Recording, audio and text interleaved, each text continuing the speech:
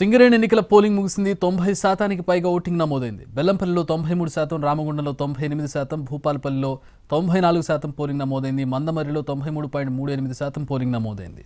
ఇల్లెందు 98.20, కొత్తగూడెం కార్పొరేట్లో 94.37, కొత్తగూడెం ఏరియాలో 93.35% పోలింగ్ నమోదైంది.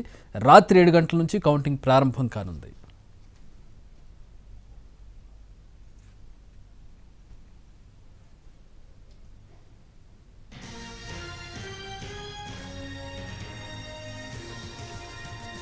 సింగరేణి ఎన్నికలకు సంబంధించి పూర్తి వివరాలు మా ప్రతినిధి భాస్కర్ రామగుండం నుంచి అందించడానికి లైవ్లో అందుబాటులో ఉన్నారు. భాస్కర్,